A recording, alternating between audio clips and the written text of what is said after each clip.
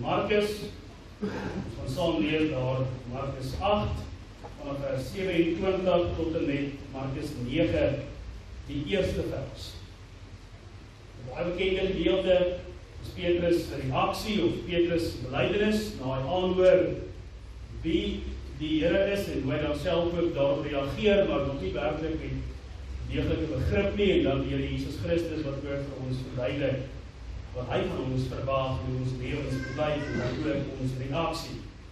Ons gaan eers al lees die woord van die Here hier, Markus 8, vanaf vers 27, en as ons klaar gelees het die woord van die Here, dan sal ons saam bid. Lees vir ons dan daar vanaf vers 27, belydenis van Petrus, die kruis op te neem, en dan gaan ons ook tot met die eerste vers van hoofstuk 9.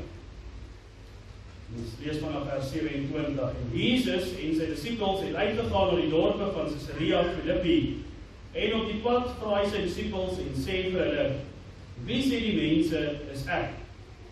En hulle antwoord, Johannes die Doper, en ander Elia, en ander een van die profete. En hy sê vir hulle, maar julle, wie sê julle is ek? En Petrus antwoord en sê vir hom, hy is die Christus. En hy het hulle streng beveel om niemand van hom te vertel nie. Toe het hy hulle begin leer dat die seun van die mens baie moet ly en verwerp word deur die ouderlinge en owerpriesters, skrifgeleerdes en gedood word en na 3 dae opstaan. Hierdie woord het hy ronduit gespreek en Petrus het hom op sy geneem en hom begin bestraf. Maar hy het hom omgedraai en terwyl hy sy disippels aankyk, het hy Petrus bestraf en gesê, gaan weg agter my, Satan.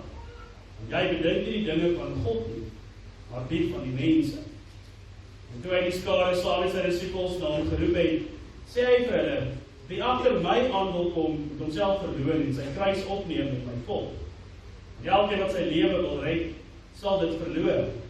Maar elkeen wat sy lewe om my ontwil en om die evangelie ontwil verloor, hy sal dit red. En wat sal dit 'n mens baat as hy die hele wêreld wen en aan sy siel skade ly? Of wat sal 'n mens gee as losprys vir sy siel? En elkeen wat hom vir my en my woorde skaam in hierdie oorspellige en sondige geslag, vir hom sal die seun van die mens hom ook skaam wanneer hy kom in die heerlikheid van sy Vader met die heilige engele. En hy sê vir hulle, voorwaar ek sê vir julle, daar is sommige van die wat hier staan, wat die dood sekerlik nie sal smaak, voordat hulle die koninkryk van God in krag sien kom nie. Tot sover die skriflesing en die woord van die Here. Kom ons verenig saam in gebed.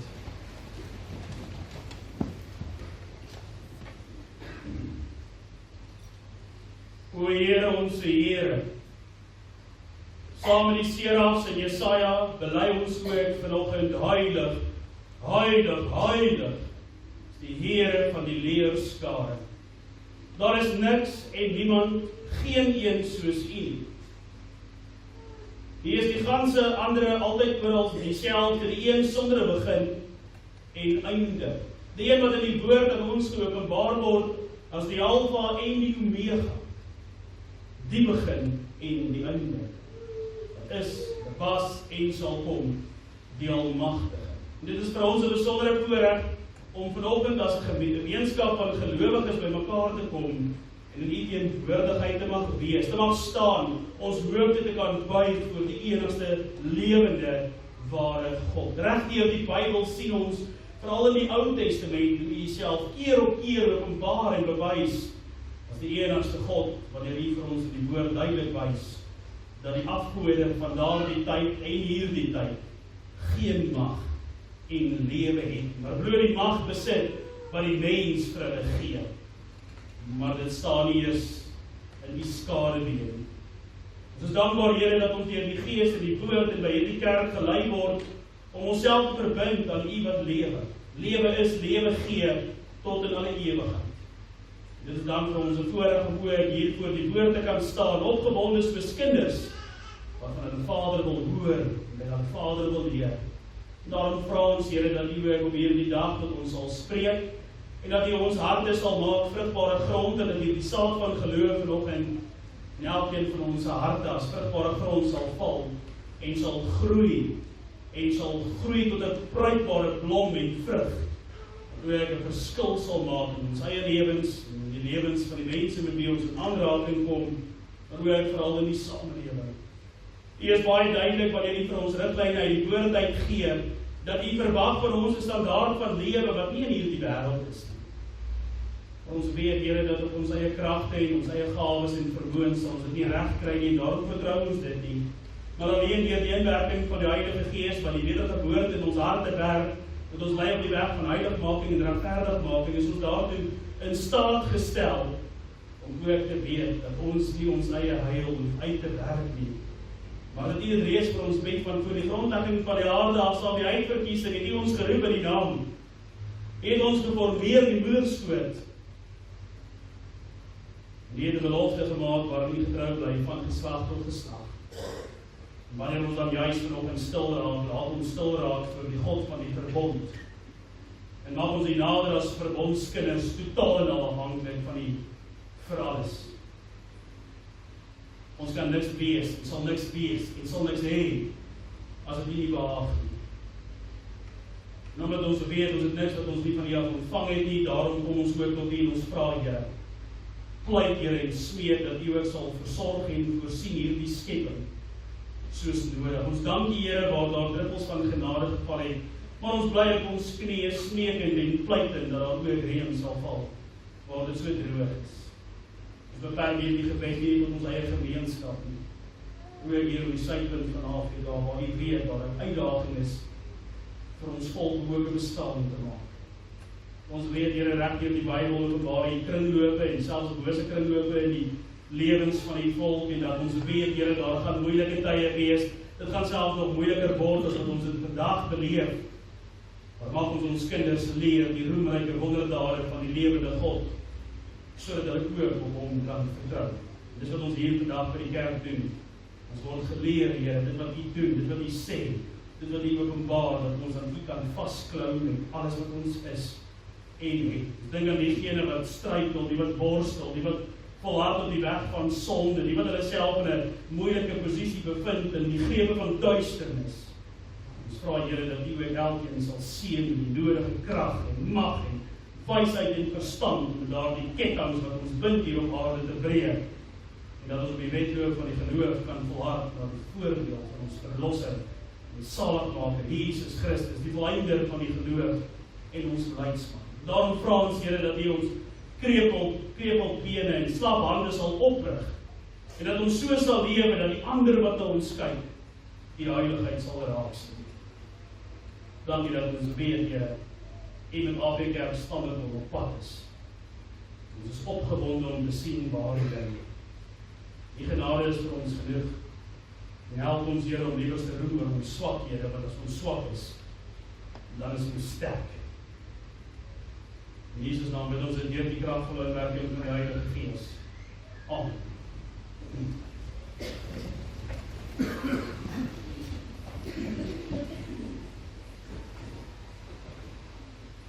Goeie gemeente, om by al hierdie waardevolle skrif skatte te stilstaan, gaan ons 'n baie lang tyd vat.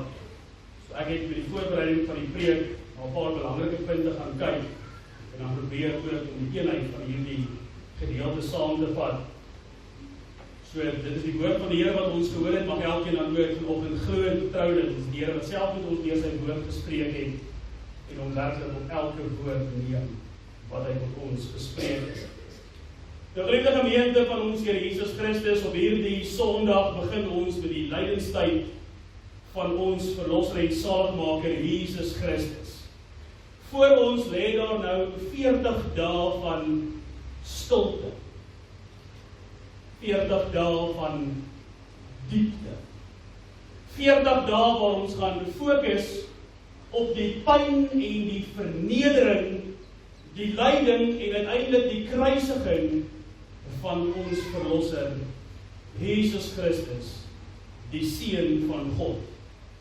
In hierdie tyd wat voorlê sal ons hoor, soos ons ook saam gelees het, hoe die Here Jesus self 'n aankondiging maak dat hy gaan moet ly, baie moet ly, dat hy verwerp gaan word en uiteindelik doodgemaak sal word en dan na 3 dae uit die dood uit sal opstaan.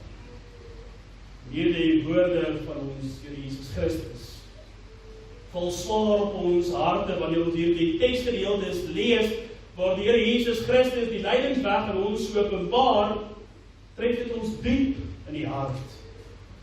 Dit maak ons emosioneel, want ons weet waarna die Here Jesus Christus verwys. Ons weet presies na watter pad hy verwys, die pad na die kruis.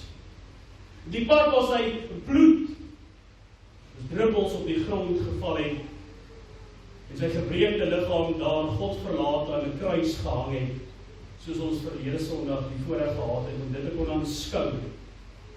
En hierdie woorde van Jesus in die gedeelte wat ons saam gelees het, is nie maar net 'n voorstel wat hy maak, of 'n alternatief wat hy stel, of 'n optimisme wat hy skep nie. Dis ook nie opsioneel nie. Hierdie woorde wat die Here vandag vir ons sê, is God die Vader se heilige moed. Sy heilige moed gebeur. En die vraag wat die Gees vandag in jou en my hart plant, sny diep, dit sny baie diep. En ons moet met onsself eerlik wees wanneer ons hierdie vraag antwoord. Wat is jou reaksie op die lyding, die pyn en die vernedering van Jesus Christus, jou koning? Wat is werklik jou reaksie as jy hoor watter pad hy moes gestap het, wat hy moes deurmaak, en die seer wat hy moes ervaar en beleef? Hoe reageer ek en jy daarop? Nou, vanuit ons geleesde gedeelte sien ons dat dit speel af daar in die dorpe van Caesarea Philippi, 'n dorp wat onder Romeinse bewind was. Dit was 'n ryk dorp gewees, daar was baie afgode gewees, daar was baie ander alternatiewe invloede gewees. Maar ook as ons Markus 8 van die begin af gaan lees, dan sien ons dit is 'n tydperk waar die Here wonderwerke en wondertekens geopenbaar het. In die begin van Markus 8 sien ons die Here Jesus Christus vir die tweede maal brood vermeerder. Ons lees verder ook in Markus 8 hoe hy 'n blinde man laat sien, en dan lees ons presies dit wat ons dan vanoggend saam gelees het, en dit pas ons presies hier in die prediking. Jesus staan daar tussen sy disippels, en hy vra hier die algemene vraag, soos dat hulle tussen hierdie mense beweeg, wie sê hulle? Wie is ek? En sonder enige huiwering, want ons kan aflei dat daar baie al daaroor gepraat was, antwoord hulle hierdie vraag van die Here Jesus. Daar is van die ene wat sê dit is Johannes die Doper, ander weer sê dit is Elia, daar is sommige wat meen dat iemand een of ander profeet is. Maar die Here Jesus reageer nie op daardie antwoorde van die disippels. Hy vra hulle 'n vraag wat hulle harte deurboor. Hy vra hulle 'n vraag wat geloof en godsdiens baie persoonlik maak. En Here, wie sê julle is ek? In hierdie gedeelte sien ek in my geestesoog hoe Petrus baie opgewonde soos met 'n vuur wat in hom brand na vore tree, as ware spring na die Here Jesus Christus toe om hierdie vraag te antwoord, want dit borrel hom oor die Here. Hy het die Here werklik lief. En hy ken die Here, en daarom weet hy wat is die antwoord op hierdie vraag. En sonder enige huiwering sê hy, U is die Christus. U is die Messias waarvan die hele Ou Testament voorspel het. U is die verlosser. U is die koning wat bevryding gaan bring. Die een wat die troon van Dawid sal herstel. Die een wat die vyand sal verpletter, en die een wat Israel sal bevry. Dit is asof Petrus vir die Here Jesus sê, U is die een op wie ons gehoop het, en vir wie ons gewag het, en hier staan U nou, hier voor ons. Mens deel amper in daardie opgewondenheid van Petrus en selfs die disippels wat daar gestaan het. En 'n mens sal nog ons by jouself indink, mooi, dit is die regte antwoord, Petrus, 'n sterretjie vir jou. 'n Mens sou nog ons kon dink dat die Here Jesus Christus ten minste erkenning sou gegee het en gesê het, mooi so, Petrus, dis die regte antwoord. Maar dit is nie wat Jesus doen nie. Hy sê dadelik aan hulle, as waar eintlik beveel hy hulle om vir niemand te vertel wie hy is en wat hy nou besig is om voorberei te word nie. Dis wat hy gaan doen nie.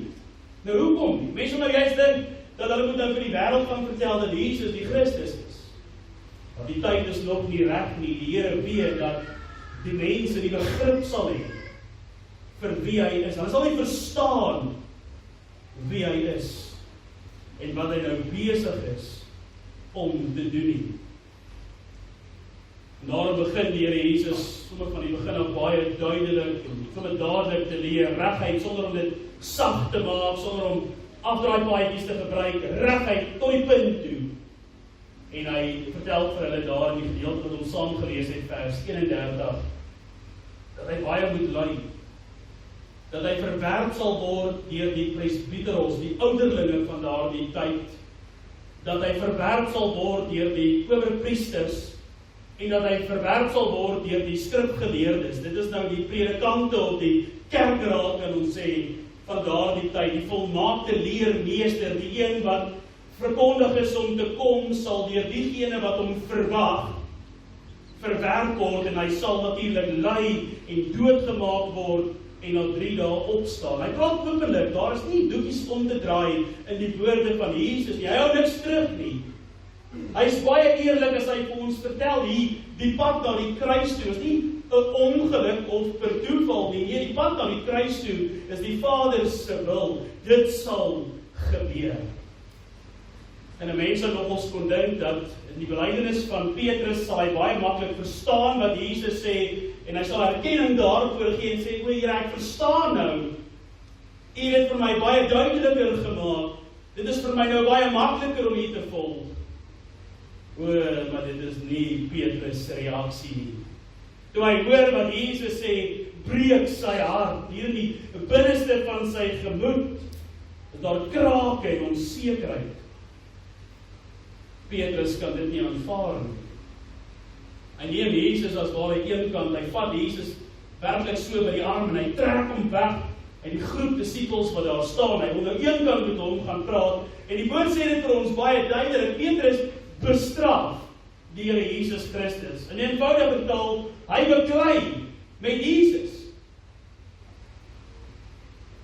Tot dit wat hy nou gesê het. Hy is ongelukkig oor die woorde van sy koning. Petrus sê, nee Here, dit mag nie gebeur nie, dit sal nie gebeur nie, dit moet nie gebeur nie, want U is dan die Christus, ek het dit nou net bely, ek glo dit. En as U die Christus is, moet U mos triomfeer en nie ly nie. U moet oorwin en nie verloor nie. U moet regeer en nie sterf nie. En dan draai die Here Jesus Christus om en hy kyk nie meer vir Petrus in die oë nie. Hy draai weg van Petrus af na die disippels wat daar staan, want hy wil hê almal moet nou baie duidelik hoor wat hy nou sê. Niemand moet daardie tyd vra, wat het hy gesê, of wat het hy bedoel nie. Nee, hy wil enige misverstande uit die weg ry. En hy sê die woorde wat soos 'n weerligstraal slaan, 'n donderstraal, klippad slaan, wat die vensterrame laat bewe, gaan weg agter my, Satan. Gaan weg. Die een wat nou net bely het, hy is die Christus, die Messias, die verlosser, moet aanhoor, gaan weg agter my, Satan. Jy bedink nie die dinge van God nie, maar die van die mense. Kom ons staan net so vir 'n oomblik by hierdie punt stil. Kom ons voel net die gewig hiervan. Petrus het pas die grootste belydenis in die hele Nuwe Testament uitgespreek. U is die Christus. En tog noem die Here hom Satan. Waarom? Hoekom? Want Petrus, al kom sy woorde uit liefde uit, doen presies wat die Satan in die woestyn aan Jesus Christus gedoen het, toe hy daar in sy versoeking was. Spaar jouself. Spring eerder van die tempel se dak af. Die engele sal nie mos vang. U kan die kroon kry sonder om in die kruis staan. Dis waarmee die Satan uiteindelik ook die Here Jesus Christus probeer versoek het. Ook Petrus het nie verstaan wie Christus is. Ook hy het nie verstaan wat dit beteken om Christus genoem te word. Ook hy het nie werklik begrip gehad vir dit wat hier besig is om voor hom af te speel. So maklik sê ons ook gereeld in ons lewens, Jesus Christus of Jesus die Christus. En dis presies wat Petrus gedoen het. Maar hy het nie werklik verstaan wat hy sê. Hy sê, moenie aan 'n kruis hang nie. En Petrus is opgewonde oor 'n aardse Messias. Hy is opgewonde oor 'n aardse verlosser. Hy is opgewonde oor die feit dat die Romeinse juk van hulle weggeneem gaan word en dat hulle vryheid gaan beleef en dat dit met hulle gaan goed gaan. Hy is opgewonde oor die feit dat hulle swaar kry nou verby is. Dat hulle moeite nou verby is, dat die seer nou verby is, dat die verlies en verdriet nou verby is. Hy is opgewonde in sy belydenis, nie omdat Christus die redder is van die heelal nie, maar dat Jesus bloot sy tyd op aarde vir hom 'n bietjie makliker gaan maak, 'n bietjie beter gaan maak, 'n bietjie die las van die tydelike sal verlig. Dit is hoekom Petrus deur die Here Jesus Christus Satan genoem word. Want hy het Jesus beperk tot net die hier en die nou. Dis die stem van die menslike hart wat sê verlossing sonder lyding, kroon sonder kruis en hemel sonder Golgotha. En as ons eerlik met onsself is dit presies die stem wat vandag nog in die menslike hart heers en praat. Hoor net, ons bid so gereeld. Here, ag tog, spaar my net hierdie lyding, hierdie seer, hierdie moeite. Ag Here, asseblief tog, moet net nie dat hierdie slegte my tref nie. Ek is moeg, ek kan nie meer nie, ek wil nie meer nie, ek weet nie meer nie. Wanneer ons self dink, as ek net sukses het, dalk 'n bietjie meer geld, dalk 'n bietjie meer aansien, dalk 'n bietjie meer respek, sonder al hierdie swaar kry, moeite en verdriet, as al my planne net uitwerk, dan sal ek 'n beter gelowige wees. Ons soek daai Here wat ons hier en nou beter maak. Ons soek die Here wat die hier en nou maak, dit wat ons eendag in die hemel sal leef. Daar ook ons gereeld beperk die Christus net tot hierdie tyd waar ons lewe. Oor die menslike hart, ja, wanneer ons stil bly oor die evangelie, omdat ons bang is dat iemand ons gaan spot of gaan verwerp. Wanneer ons so gereeld sê, ek wil Jesus volg, ek wil hom eindtyd volg. Ja, dominee, ek wil in sy voetspore loop, my hande moet doen wat Jesus gedoen het, my mond moet spreek wat Jesus gespreek het.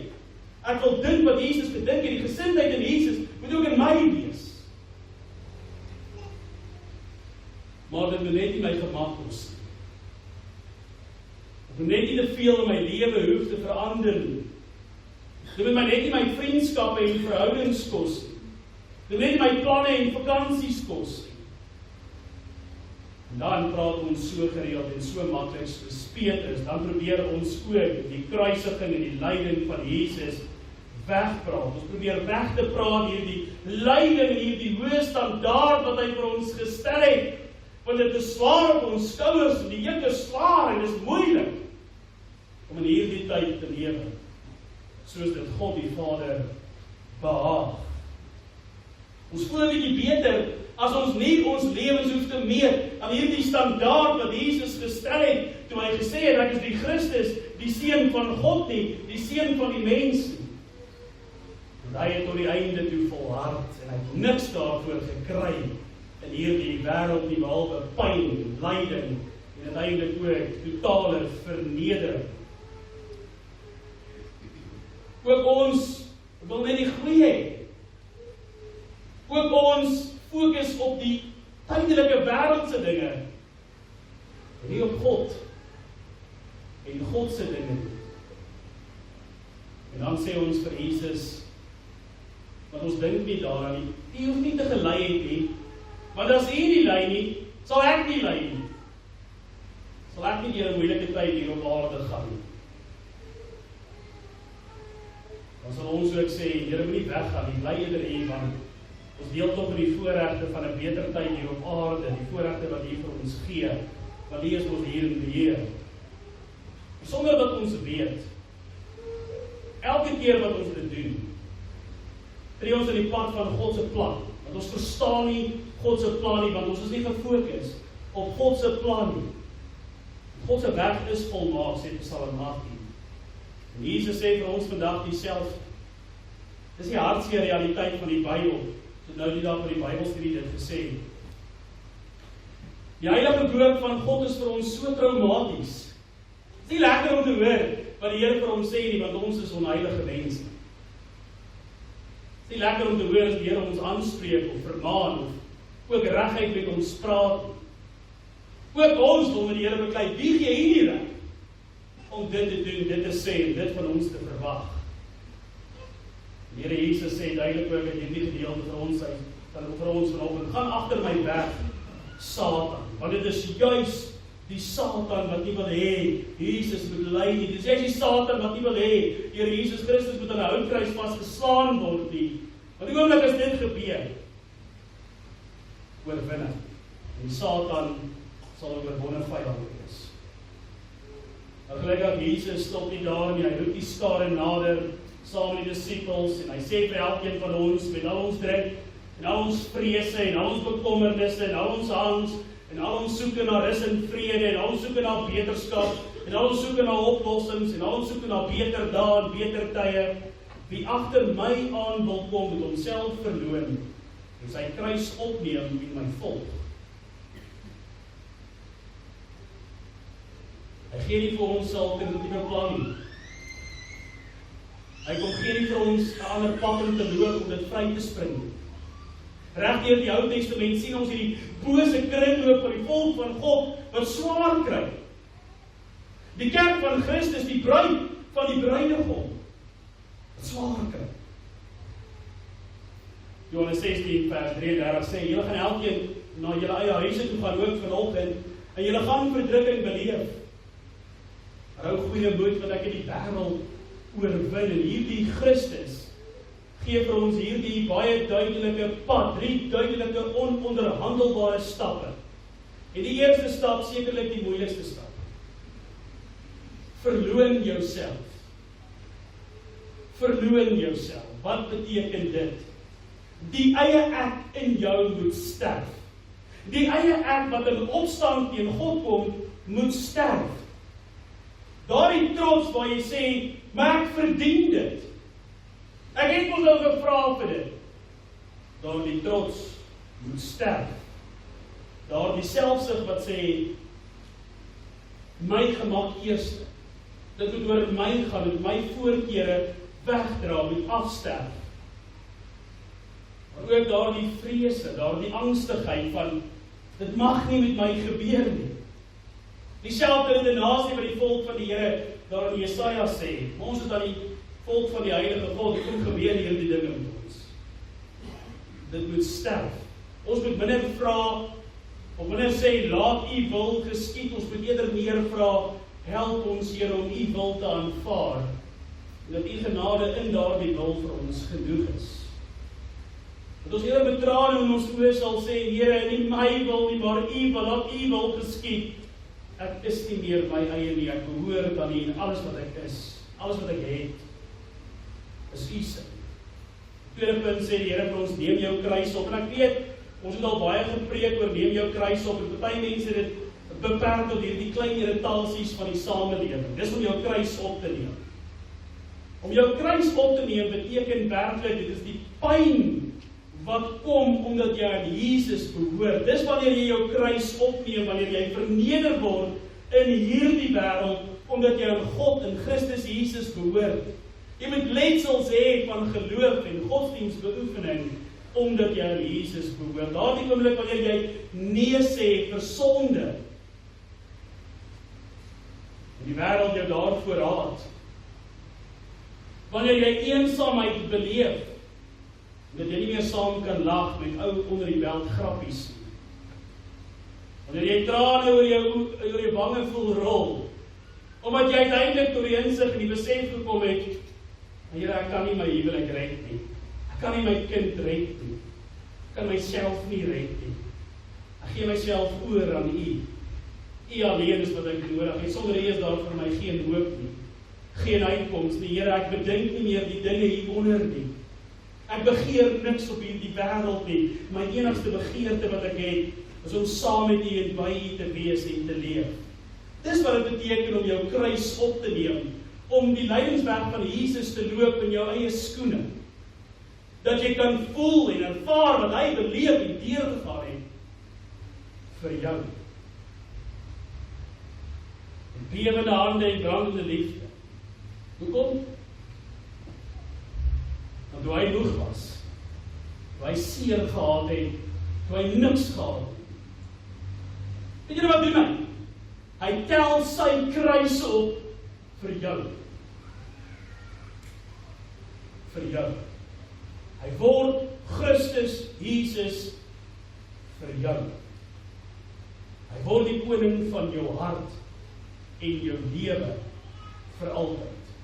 En daarna sê hy die derde punt, volg my. Om Jesus te volg beteken om elke liewe dag agter hom aan te loop. Om sy woord te gehoorsaam, al sny dit diep in jou hart, al wil jy dit nie hoor nie, al plaas dit jou in 'n ongemaklike posisie. Om bereid te wees om alles te los vir Jesus. En nie soos die ryk jong man te sê, o nee Here, ek kan nie my skatte op aarde agterlaat nie. Ek kan U nie volg nie, want dit vra te veel van my. Om Jesus te volg, vra van jou die hele jy, al jou tyd. Ja, Dominee, ek kan nou nie die hele dag sit in die Bybel lees nie. Ek dink ook nie dit is wat God van ons verwag nie. Maar jy kan die hele dag jou Bybel leef, as jy dit ken. Dit is wat dit beteken om God te volg. As jy ken jou Bybel, want dis wat Psalm 119 vers 9 sê, waarmee sal ons baie suiwer hou? Deur dit te hou na U woord. Vergewe al wil jy wraak neem, gee al voel jy arm, getuig al bewe jy.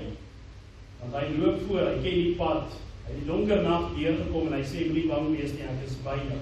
Dan kom daar so belofte wat alles omkeer, want elkeen wat sy lewe wil red, sal dit verloor, maar elkeen wat sy lewe om my ontwil en om die evangelie ontwil verloor, hy sal dit red. Wat beteken dit? So 'n laaste gedagte. Ons wil hê dit moet goed gaan. Ons wil regtig hê dit moet goed gaan. Dit moet goed gaan met ons almal hier op aarde. Maar maak nie saak wat jou definisie van goed gaan is. Dit kan jou siel nie loskoop met die Here nie. Maak nie saak hoe goed dit gaan nie, maak nie saak hoeveel geld jy het, hoeveel voorspoed jy het, hoe gelukkig jy is. Jy kan nie jou siel koop met enige iets op hierdie aarde, behalwe Christus Jesus. Hoe vinniger ons dit besef, hoe vinniger breek hierdie kettinge van hierdie wêreld los. En hoe vinniger kan ons God se heerlikheid op hierdie aarde beleef. Die hartseer realiteit is as ons die volk van Israel sou kyk.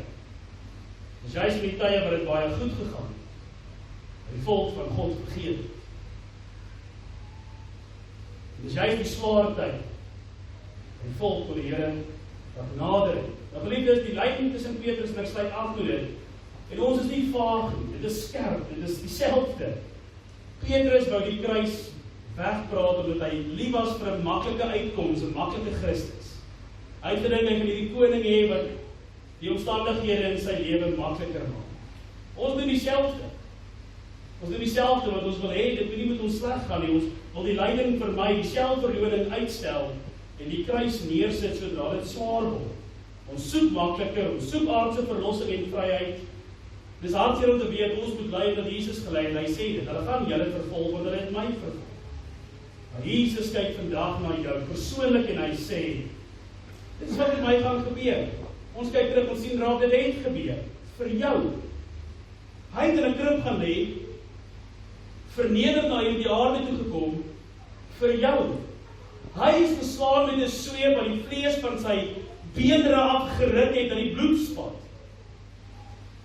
Vir jou, hy kon dit daar gestop het. Hy het toegelaat dat hulle hom in 'n houtkruis vaslaan, waar sy liggaam gebreek was en sy bloed gevloei het vir jou. Hy het daar gehang en moes God verlaat en hy beleef en toesien hoe sy eie vader sy rug op hom draai in die tyd van die grootste nood. Vir jou, alles vir jou sonde, alles uit genade en liefde vir jou. Ek vra vanoggend in die laaste gedeelte van die prediking die vraag, verstaan jy dit werklik? Het jy werklik begrip vir die lydingswerk van Jesus Christus wat hy deurgemaak het vir jou? Petrus het saam met hom gewandel en hy het die begrip gehad. Het jy begrip? Want die begrip vir Jesus se lyding en pyn bepaal jou reaksie op die lydingswerk van Jesus Christus. En wat is jou reaksie? Gaan jy die kruis probeer wegpraat soos Petrus, want jy soek dit alles beter hier? Dat jy kan aangaan soos jy aangaan, die dinge moet net verander. Of soek jy Christus? So eenvoudig soos dit. Soek jy Christus? En jy hier voor hom staan, kniel en sê, Here Jesus, U het vir my gelei. U het alles deurgemaak vir my. Ek is jammer, Here, dat ek so dikwels wegkyk. Ek is jammer, Here, dat ek soveel kere vra vir nog en vir meer, dat ek nie tevrede is nie. Ek is jammer, Here, dat ek nog soek. Vergewe my, neem my hart, verloon my, en help my om myself te verloon. Gee my krag om my kruis op te neem. Hou my hand vas, en ek wil U volg, heeltemal sonder voorbehoud. Die wonder van hierdie is, Here Jesus Christus wag nie vir 'n perfekte hart nie. Hy wag nie vir jou om volmaak te word. Hy soek 'n oop hart, 'n ontvanklike hart, en hy nooi jou uit, kom vandag, om nou, reageer op my pynlike liefde vir jou. Amen. Kom ons dan. Dierbare Heer en Hemelse Vader, baie dankie dat ons vanoggend weer deur die woord aangespreek is, en wanneer ons met onsself eerlik is, dan weet ons, Here, ons ken hierdie swaar tye van die tydelike lewe. En in daardie tye smag ons en ons bid en ons pleit, vat dit van ons af weg, want ons soek dit nie. Dat is juist deel van die plan. En dan is dit moeilik om dit raak te sien, bid ons, Here, dat U vir ons die geloof sal gee, wat glo en vertrou.